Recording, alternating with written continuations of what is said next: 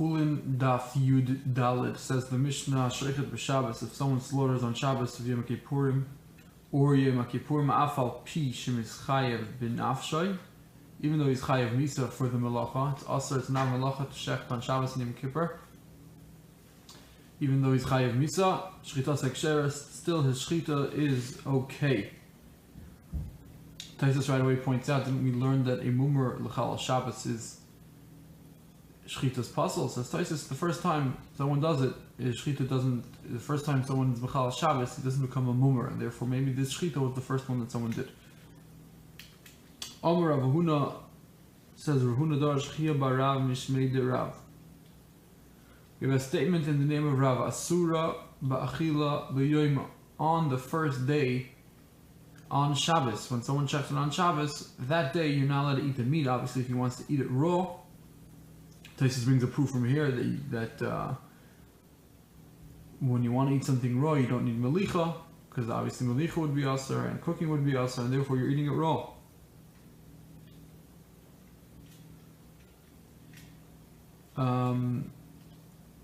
The Nas bin Chavril Mimar, and the Chavra wanted to say, they brought up the idea that this statement of Rav is only going according to Rabbi Yehuda. That Rav said that you can't eat the meat on Shabbos when it's shechted on Shabbos. This is going according to the opinion of Rabbi Yehuda, and asks the Gemara, hey Rabbi Yehuda, and this whole daf is going to be busy with finding which opinion Rabbi Yehuda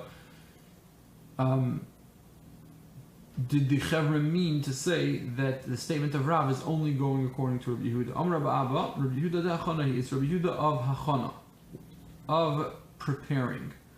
Ditnan. What's the Mishnah that talks about Rabbi Yehuda de Hachana? Mechatchinas Adiluim, says the Mishnah on Shabbos, you're allowed to cut the squash. Obviously, if it was already detached from the ground before Shabbos, and you're cutting the squash to put it in front of Lefnei Behemoth to feed an animal, that's mutter. There's an avail on a carcass, Lefnei Klovim, you're allowed to chop up a carcass to feed dogs. Rabbi Yehuda Omer says, Rabbi Yehuda, Im lo yasin avail me'av Shabbos, if this carcass was alive, it wasn't a carcass, it wasn't an avela before Shabbos, then it's asura, then you cannot cut it up and throw it in front of the dogs, because it's not something that's prepared for usage on Shabbos. Because this animal was alive on Erev Shabbos, before Shabbos hit, it was not meant to be given to dogs. Therefore, it's considered a muktzah, because it's not something that we're going to use on Shabbos. And something that's not meant to be used on Shabbos is not allowed to be used on Shabbos, even if it becomes usable. It's called muktzah. So says Rabbi Yehuda, therefore, you're not allowed to use this nevela if it only died on Shabbos. Alma says the Gemara, Kevan delay iskan me'as. Well, since Yisir Yehuda holds, since it was not prepared, it was not designated for the usage of feeding klavim. Asura, it's asura. Achanami, so too over here, Kevan delay iskan. So too by us, since this meat that you shechted on Shabbos was not prepared to be shechted on Shabbos, it was alive on Erev Shabbos, and you're not allowed to shecht on Shabbos. So too, the same thing would true, came to the Iskan Masel, since it wasn't prepared for eating on Shabbos, before Shabbos, therefore Asura, now it's Asur, it's also Muktzah. And this is why it's only according to Rabbi Yehuda, because Rabbi Yehuda is the one who holds that if something is not Oimed La'achila before Shabbos, if it's not already designated for human consumption before Shabbos, therefore, on Shabbos it's going to be muktzah, even if you shecht it, still, because on Erev Shabbos it wasn't designated already for human consumption, therefore on Shabbos it's going to be muktzah. Amalei Abaye says, Abaye midame, is this a comparison? Don't bring me a proof from the klavim case, from the case of giving the carcass to the dogs, because Hasan me'ikara muchal adam, over there, originally the meat was really designated for human consumption. The plan was to slaughter this animal for human consumption. The hashta muchal klavim, but now it changed, and now because it died on Shabbos, you want to give it to klavim. So now, because it's muchal klavim, now you want to prepare it and give it to dogs. That's considered something that's new, and you can't do it because it changed. It changed from being earmarked for human consumption to feeding animals. So therefore, regarding feeding animals, it's considered muktzah. But over here in our case, mi'ikara muchan la'adam, over here it was meant for human consumption. That was your plan. Your plan was to shecht it all along. V'hashta muchan la'adam, and now that you shecht it on Shabbos, it continues to be muchan la'adam. It's meant to be for human consumption. So why would it be muktzah? Rabbi Yehuda, who holds over there that you can't give a nevela that died on Shabbos, you can't give it to the klavim, that's different. Because over there, before Shabbos, it was not earmarked for consumption of animals. But over here, the animal was earmarked for consumption of humans even before Shabbos. Says the Gemara, Mi svaras behema b'chayeha la'achilo imedes. Do you think that behema, while it's alive, is considered designated for eating? No, that's not true. Behema b'chayeha legadol imedes. An animal, while it's alive, is meant to be raised. Is meant to live. You're meant to raise it so that it has children. And therefore, Rabbi Yehuda over here would also agree that if someone shot something on Shabbos, it's asur because before Shabbos it was not designated for eating on Shabbos. Says the Gemara, Rabbi Yehuda would really hold that you're not allowed to eat it on Shabbos, like Rav says. Says the Gemara, Ihachi. If you're telling me that Rabbi Yehuda really holds that an animal while it's alive is not really designated for human consumption, that's not the plan, it's not oimed, it's not standing to be eaten by humans, it's standing to be raised. So then how could you shacht an animal on Yom Tov? According to Rabbi Yehuda, Yom Tov, hechi shachtinan, and how do you shecht an animal? Isn't it considered muktzah? Because before Yom Tov, it wasn't shechted. Before Yom Tov, it was oimed legadol, it was standing to be raised, and now on Yom Tov, it should be considered muktzah. So how come you can shecht? Amar loi, so Abba tells him back, no. Oimedes la'achila, ve'oimedes legadol. There are two options. We do agree that there's a possibility that the animal is oimed la'achila, but it can also be oimedes legado. It can be either or. Nishchita, once someone shechts it on Yom Tov, so huvrara, then it's retroactively revealed the la'achila oimedes, that it was all along meant to be la'achila. Loi nishchita, but if it wasn't shechted, huvrara, it was retroactively revealed the legado oimedes, that it's meant to be raised. And therefore, says Rabbi Abba, really Rabbi Yehuda holds that it's oimed legadol. It can be oimed legadol. And therefore, in the case of Shabbos, in the case of our Mishnah, when someone shechted on Shabbos, because before Shabbos it wasn't shechted, therefore, as Shabbos came, it was already decided that we don't mean for this animal to be shechted, it's meant to be raised. And now you shechted it on Shabbos, it should be considered muktzah. Because before Shabbos, it was considered designated legadol. But on Yom Tov, Rabbi Yehuda does agree, and Rabbi Yehuda does hold that since you're allowed to shecht it on Yom Tov, and you did shecht it, so that retroactively reveals to us that even koydem Yom Tov, it was considered designated to be eaten. Asks the Gemara, how could this opinion of Rabbi Yehuda be the one that Rav's statement is going according to? How could you tell me this? Rabbi Yehuda does not hold of retroactive revealing of breira, that something can be decided post facto. Minolan. How do we know? How do we know that Rabbi Yehuda doesn't hold breira? So this, that we set up the shita of Rabbi Yehuda to say that it can really be oimid legadol and be oimid la'achila, and that is decided on Shabbos retroactively as to which one it is. Rabbi Yehuda doesn't hold of any of this retroactive business.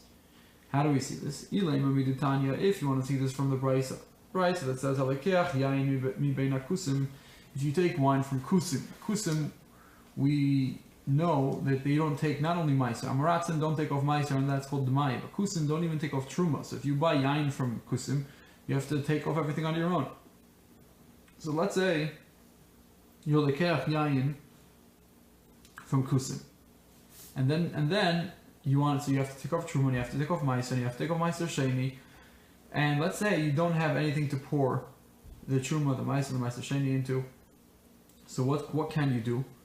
Says the Mishnah, Omer, you say shnei lugim shani asid lahafresh, 2 lugs, and we're talking about a case where he had 100 lugim of wine, and therefore truma is 1/50th. So you take off 2 lugin.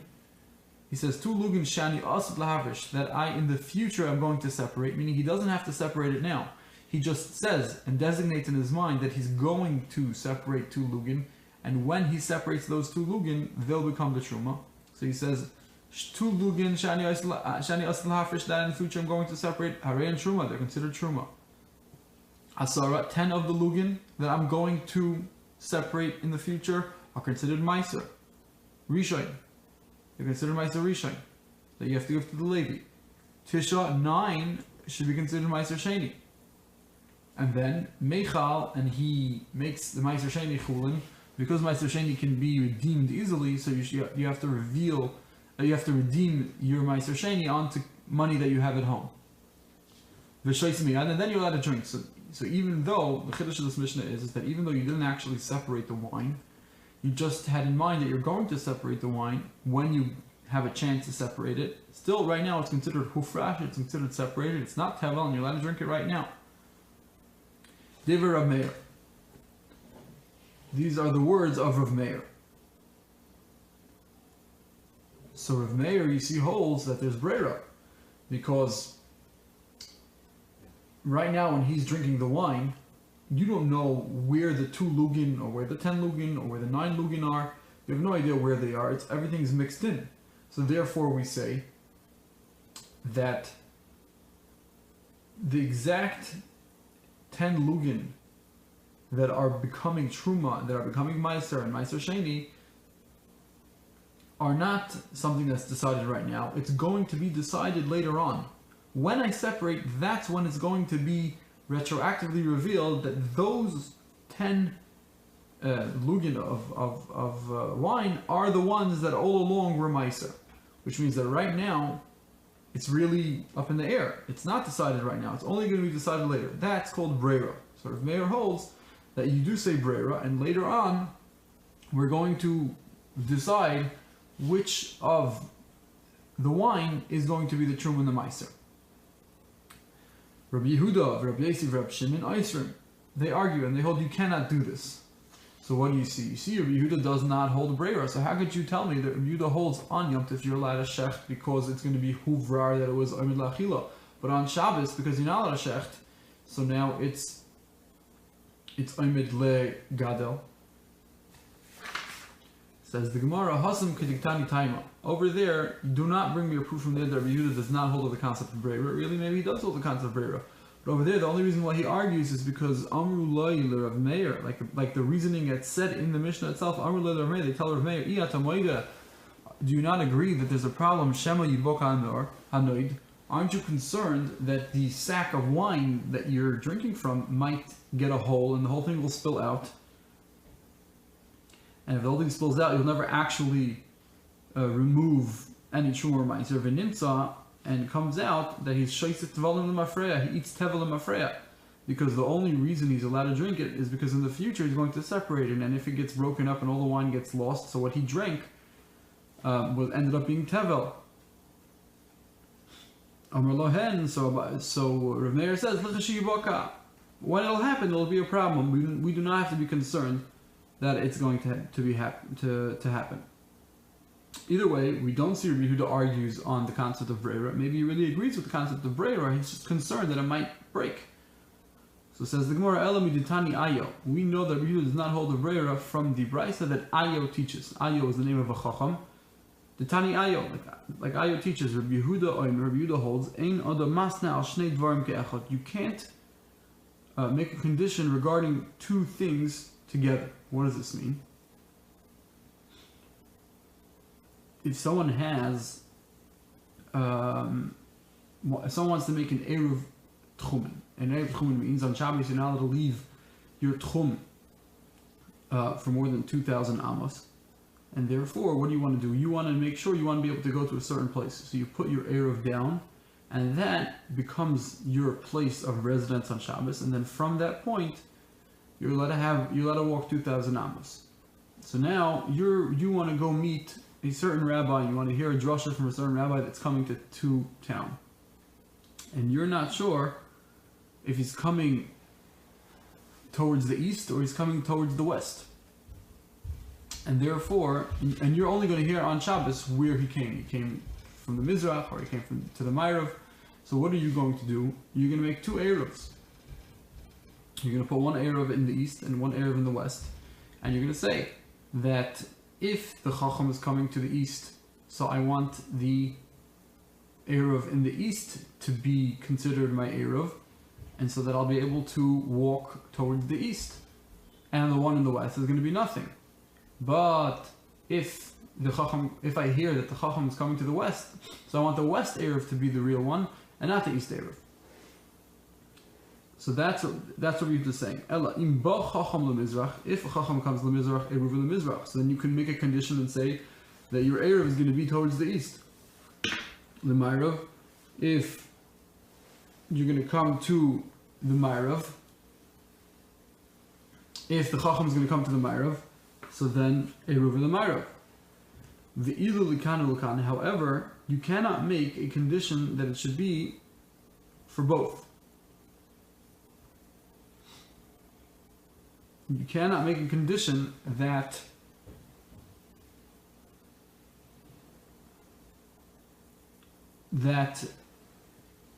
let's say in a situation where you have two Chachamim, one's coming to Mizrach and one's coming to Ma'ariv.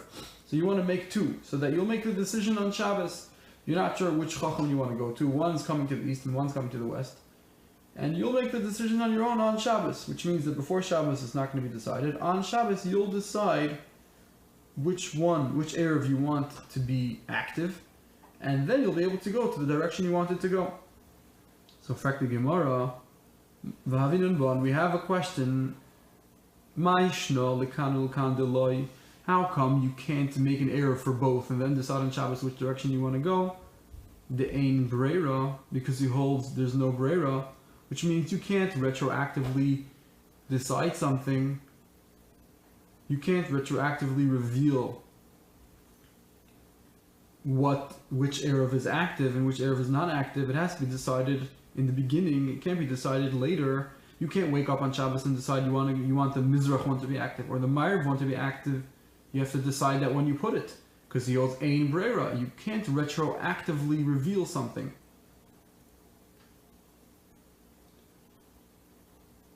Mizrach u'Ma'ariv nami. So if he holds Ein Breira, so then also by Mizrach u'Ma'ariv, what does it make a difference between this case and the case where you're not sure where the Chacham's coming? If he's coming towards the east or towards the west, and you're putting by both, and depending on which place the Chacham goes to, that's which Erev is going to be active.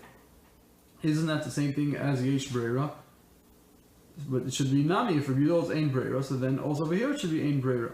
And Rabbi Yochanan explains the Shita of Rabbi Yehuda, that really Rabbi Yehuda does hold Ein Breira. He does not believe in Breira. However, the situation where it does work according to Rabbi Yehuda, when you go either Mizrach or Ma'ariv, that's a situation when the Chacham came already.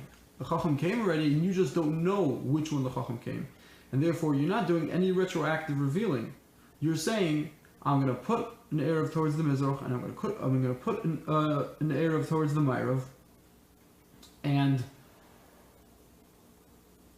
I personally don't know where the Chacham came to, but the Chacham's here already. And therefore I'm going to only find out tonight where exactly the Chacham is.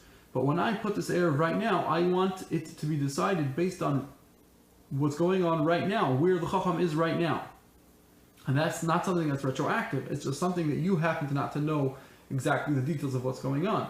So over there, Yehuda agrees that if the Chacham is already in the east or west, and you're just not sure where the Chacham is, you can put one in the east and the west and say, wherever the Chacham is, I want it to be Chal, I want it to be active, I want the Erev to be active right now. That Rabbi Yehuda holds is fine. But in the situation where the Chacham didn't come yet, or you want to do it for two Chachamim, that's not going to be good, because that's considered Breira, and that could only work retroactively, and Yehuda does not hold of Breira. And therefore, we're saying over here, Rabbi Yehuda cannot hold of Breira. We see from this Mishnah that Rabbi Yehuda does not hold of Breira, and therefore it can't be, back to our Mishnah, it can't be that on Yom Tov, Rabbi Yehuda holds you could shecht because it's huvrar, it's retroactively decided that it's oimed la'achila, and on Shabbos he holds it's not oimed la'achila because you don't say huvrar on Shabbos.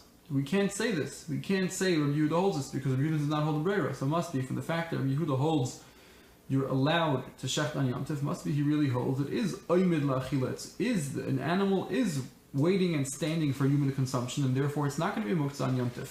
And therefore the question still stands, how come Rabbi Yehuda holds that if someone shechts it on Shabbos, it's considered muktzah? Hare, it's always considered it's meant for human consumption, and therefore it shouldn't be muktzah even if you shecht it on Shabbos itself. And the fact that Rabbi Yehuda does not let you feed a carcass to dogs, Abaye explained to us that that's because it was meant for human consumption, not for animal consumption. And legabe animal consumption, regarding animal consumption, it should still maintain its status of muktzah. So says the Gemara, I'll tell you it's a different shita of Rabbi Yehuda. It's Rabbi Yehuda, Rav Yosef, Ella Rav Yosef. Rav Yosef says, I'll tell you which shita of Rabbi Yehuda, the statement of Rav that says that you're not allowed to eat the animal that was shechted on Shabbos, you're not allowed to eat it on Shabbos, that's going according to this opinion of Rabbi Yehuda. It's Rabbi Yehuda de Kerem, Rabbi Yehuda of Kerem. What's the case of Kerem? It's not call a Kerem and Itolim the Shabbos. Any kli that you're allowed to move on Shabbos, you're allowed to use on Shabbos because its use is permitted on Shabbos. It's not muktzah. Shivrehen, let's say the kli was broken. If it broke on Shabbos, so then also Shivreim are nital. They are allowed to be used. Even though it's not the same thing, obviously, right? But still, it's allowed to be used. Uvilvad, as long as yehu oisin me'ein milacha. As long as they can still do a similar milacha as to what the complete object was able to do. For example, says the Mishnah, Shivrei Areva, if you have a mixing trough to mix dough or mix cement or something, and as long as you can still cover piachavis,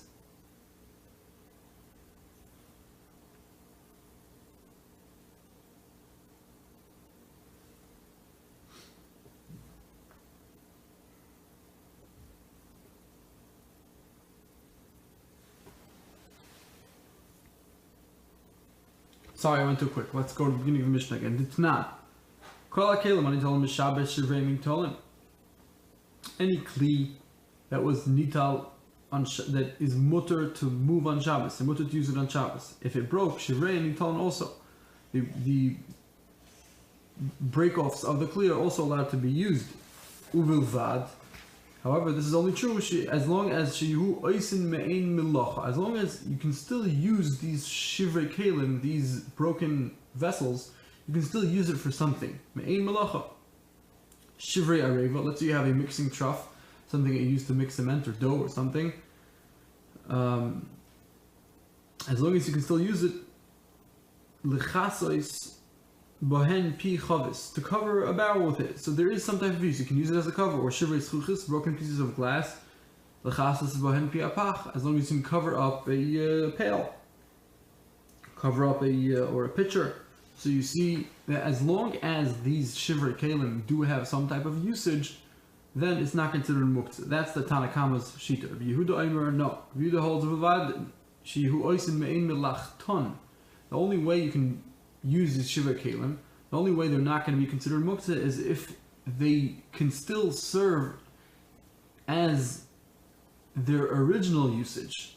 They can still serve like the complete vessel was served, but this obviously not exactly because it's broken up. But as long as it can still serve me'en, the original malacha, somewhat similar to the original malacha, then it can maintain its status of non-muktzaness. For example, if you have shivrei areva, if you have a broken up mixing trough, latzuk l'seichel mikvah.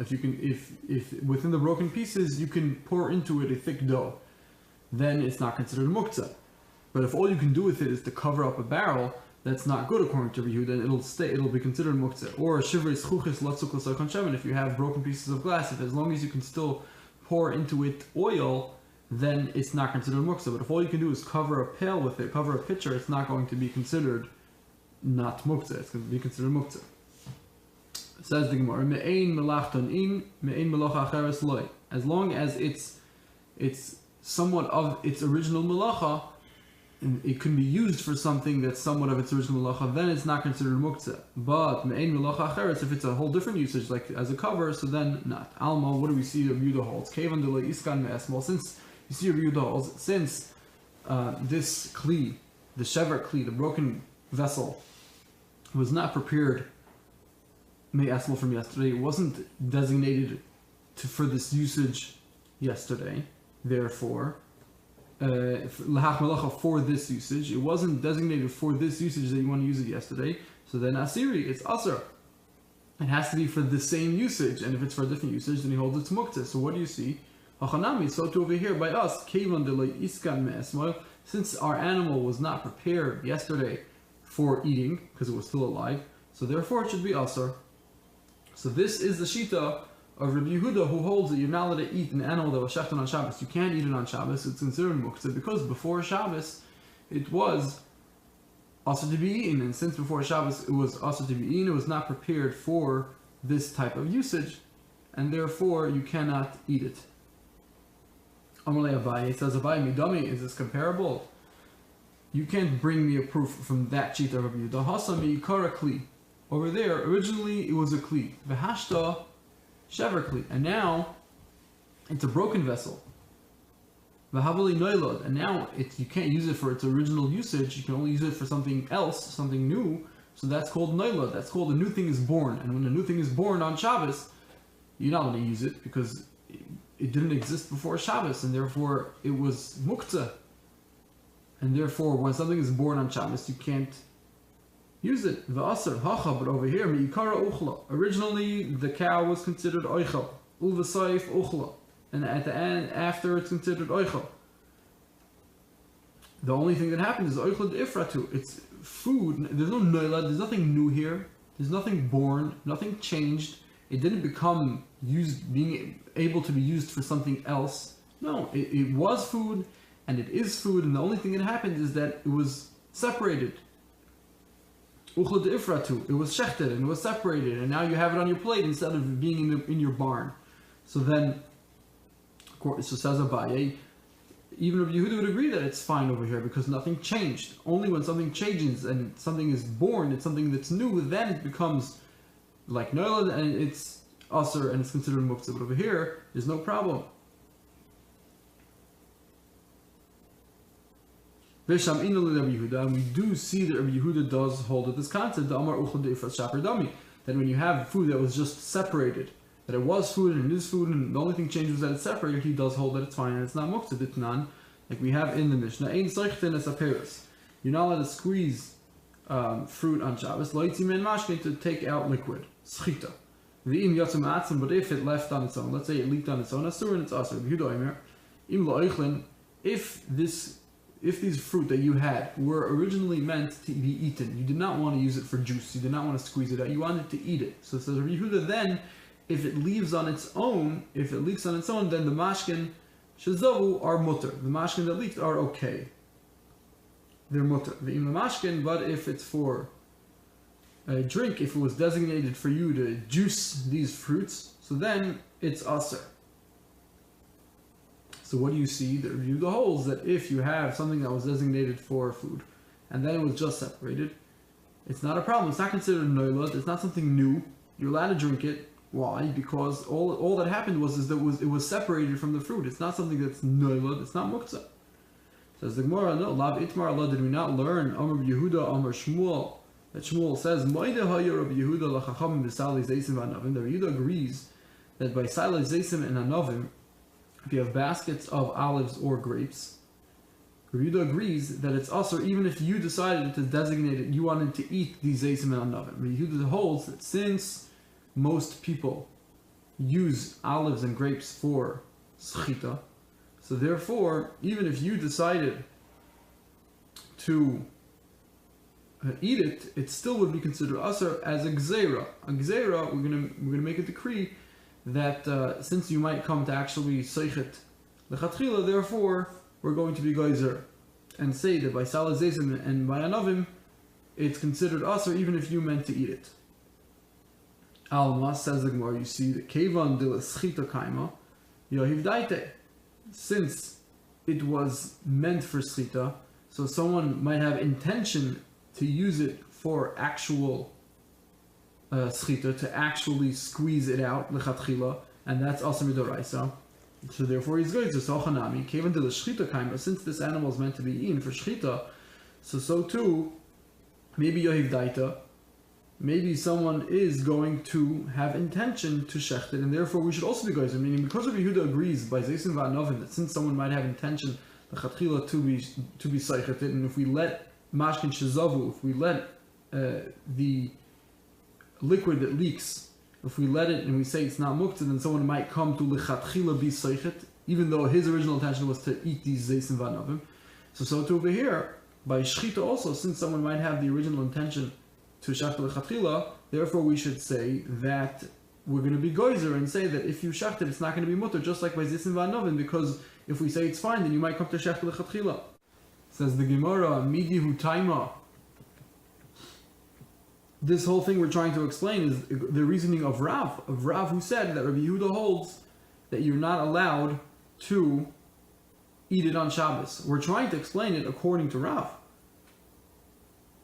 Ha'amar Rav, didn't Rav say Cholokay Rabbi Yehuda afilu b'salazeisim va'anovim? Rav argued on Shmuel's assertion that Rabbi Yehuda agrees to the Chachamim by salazeisim va'anovim. Rav holds that even by salazeisim va'anovim, even though most people use it for liquid, still, since you decided to use it for achila, we're not going to be geyser for mashkin shezavu, for the liquid that leaked.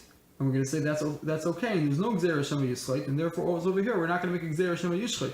So you're trying to explain to me why Rabbi Yehuda holds you are geyser just like salad zayis and va'anovim. That's why you can't eat the animal someone shechted on Yom Tif.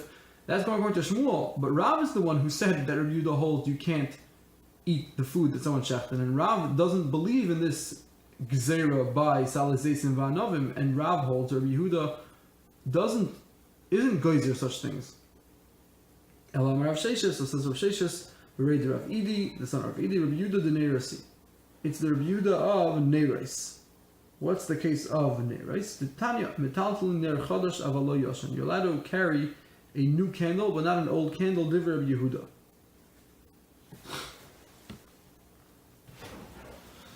Rabbi Yehuda allows you to carry a ner chodesh. A ner chodesh is not muktzah. If you want to use it to pick up fruit or something, you want to use it. There's no candle on it. There's no fire on the ner chodesh, but it's a brand new ner. It's not muktzah because you're allowed to use it for whatever you can use it for. But if it's yashan, if it's used, it's considered mos. It's disgusting because it has all the oil, it has all the wax. It's not something that you would want to touch necessarily. And since it's mos, he holds that it's considered muktzah. So says Rav Sheshis, this is the same Rabbi Yehuda who says by us that you're not allowed to use it on Shabbos. Because Rashi explains that just like it's something's muktzah machmas miu, something that's disgusting, it's muktzah because you're not going to use it. So over here, since it's asur because of Eiver min hachai, this animal that's alive before Shabbos, it was asur mitzad Eiver min hachai because it wasn't shechted. So too, it's going to be considered just like muktzah machmas mius. And therefore, because you would separate yourself from it, it's not something you wanna touch. It's not something you're going to come close to. Therefore, it's considered muktzah. So it says the Gemara, Eimer deshamet le Rabbi Yehuda. When do we hear Rabbi Yehuda says this is only by muktzah machmas miu, something that's disgusting, but muktzah machmas isser, something that's just prohibited. It's not disgusting. It's just prohibited because of Eiver min hachai. The animal is just prohibited while it's alive because Eiver min hachai. Does that mean he also holds it's muktzah?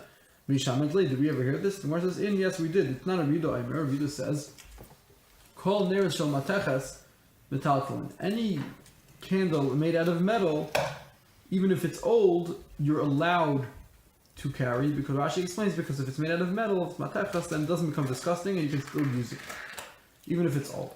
Chutz, says Rabbi Yehuda, except mina ner shedvika b'bayis Shabbos. But if you lit a candle on that ner on Shabbos, then you're not allowed to use it. Even if the candle went out and there's no more fire on the candle, still you're not allowed to use that ner.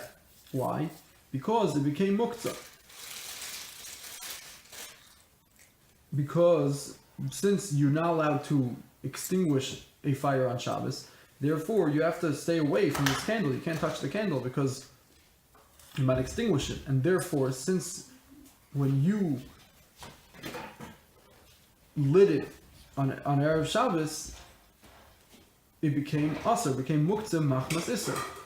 A regular candle he holds, if it's matechas, you're allowed to carry, no problem. But if there was a fire there on Shabbos, so then it's aser because of the iser that you might come to extinguish it. So you see, Yehuda does hold of this concept that when something is aser, you can't touch it. Muktzah machmas iser. You see, he does hold of it. So too over here, he would hold that since the animal is aser because of Ever Minachad, because it wasn't shechted, so therefore it should be considered muktzah machmas iser. Says the Gemara, Dil Mashani also know you have no proof. Over there, by the case of a candle, the reason why Yehuda holds this aser is because you proactively pushed it away. You made it aser. You made it muktzah to yourself by lighting it. You proactively lit it, and by lighting it, you made it aser. You made it aser for you. You pushed it away from your usage, from you being able to use it. But over here, by the case of the animal, it just was aser, and you never did anything. You never showed any. You didn't do any action to show that you're pushing it away, that you're making it muktzah. And therefore, you cannot draw a proof from the case of a ner that you lit that's considered muktzah machmas iser to the case of an animal that was shechted, that was not shechted Erev Shabbos.